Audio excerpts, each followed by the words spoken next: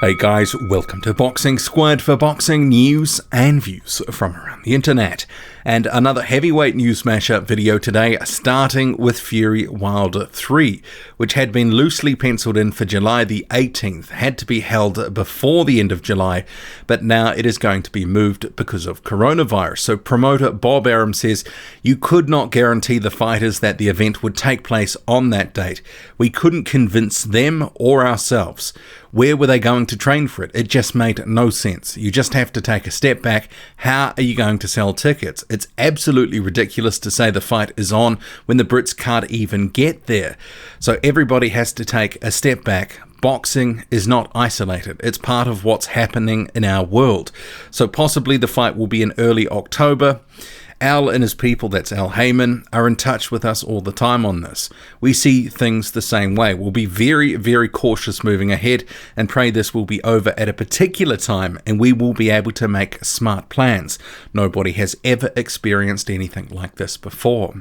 That's Bob Arum talking to ESPN about Fury Wilder 3, the trilogy fight that is looking likely to be pushed back to at least October.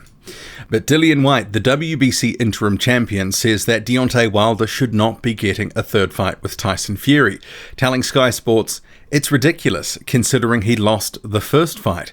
I think Tyson Fury is better than him in every department. What's he going to change now that he hasn't in the past 12 to 15 years? Nothing. He's not going to change nothing. He can't throw a jab, he can't box, his balance is terrible, his neck is too weak, and he doesn't hit as hard as everyone says. For him, it's more timing and speed that allowed him to knock out the guys he did. It's not like he's such a devastating puncher. You look at his record, he hasn't really knocked out anyone of note, really. Now you know why the coward ran away from me for so long. I was his number one challenger since 2017, yet he never wanted to fight me and ducked and swerved my rightful shot for 900 days, pathetically hiding behind the WBC and begging them to allow him to fight anyone but me. I would have destroyed him, and he knows it." Dillian White is currently scheduled to take on Oleksandr on May the 2nd, but that's likely to be pushed back due to the current pandemic. But he is also keeping rivalries open and alive with other heavyweight boxers, responding to some recent comments from Charles Martin, who said that he would like to fight the winner of White and Povetkin. So he has said, "These American heavyweights, they are famous for talking shit. But listen, he really needs to be careful about what he wishes for. It might come true, he might come to London, and he might get cleaned out again, like last time he was here. But if he wants it, he can have it." And Dillian White has also continued to troll Andy Ruiz Jr. See here on screen. So this is one post from Instagram indicating that Andy Ruiz Jr. can't get out of fast cars because of fast food. Also in another one saying that Andy Ruiz Jr. should stick to boxing and leave the dancing alone. And elsewhere, he's also trolled him over some comments Andy Ruiz Jr. has made about being in quarantine and being bored and looking at people's profiles. And Ruiz himself has also been responding to Dillian White, so posting about him being knocked out by Anthony Joshua, telling White in the meantime, hold this L.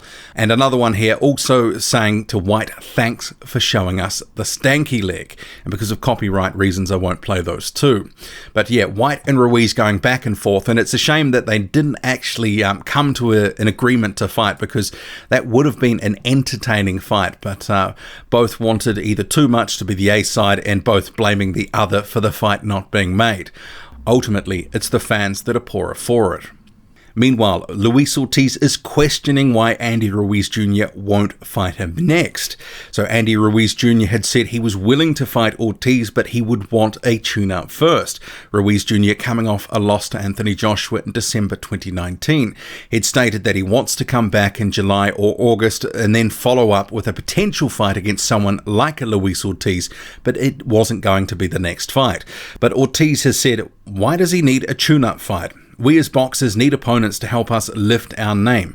I prefer to always fight against people with marksmanship and not those who are below my level. And now more than ever, I'm dangerous for anyone who wants to rise in this division. I feel young. My children are the engine of my career. And Ortiz has also spoken about his current situation. No current date, in a bit of a limbo. He had been potentially training towards a date in July and then another one at the end of the year. But he says, I keep training, preparing as always physically, because mentally I'm always strong. In the gym, I do what needs to be done every day, as instructed by my coach. I'm training, let's say, at 50%. It gives me great joy that people think a little more about me. I'm determined to continue my career. All of those people who are out there, not only Ruiz, but Kovnatsky, the one who lost, Povetkin, Dillian White, they all want to fight for world titles, but first they have to go through King Kong. I am the metal test. MTK Global has announced that it has signed Dave Allen. So in a statement on its website, Allen says, I have friends that signed with MTK Global. I've heard nothing but great things about how professional they are. For the last few years, I've been doing everything myself, and I thought it was time to bring in professional help. I just want to be in the biggest fights possible. I could argue my career has been perfect so far, minus the money and titles. So for the next few years, it's all about setting myself up for life financially and hopefully picking up a belt or two. Saying that, I wouldn't swap all the love and support I've had for all the money and titles in the world. I never dreamed people would sing my name at arenas all around the country, even 3 years ago, never mind when I turned professional. I hope to have some more great nights like that and provide people with some more entertainment.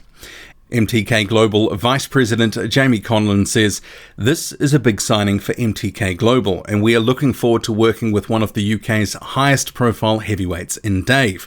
We believe there is so much more for Dave to achieve. With our guidance, he can focus fully on pushing himself into becoming the very best white rhino he can be and winning titles sooner rather than later.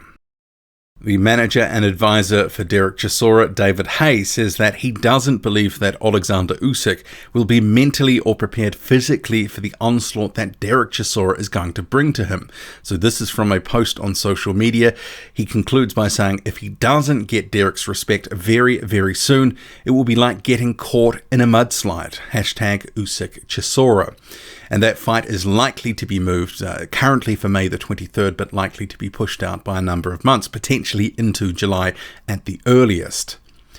And rounding out this heavyweight news mashup video, Junior Fa training at home as New Zealand is now on a lockdown of at least 4 weeks. And Tyson Fury, you can see here, he's also continued to post to his social media, training daily, posting updates from home. Here he is squatting his wife, Paris Fury. What do you make of it all? Drop a comment, loud and often. Hit like, hit subscribe, follow me on Twitter, boxing_squared. I'm out.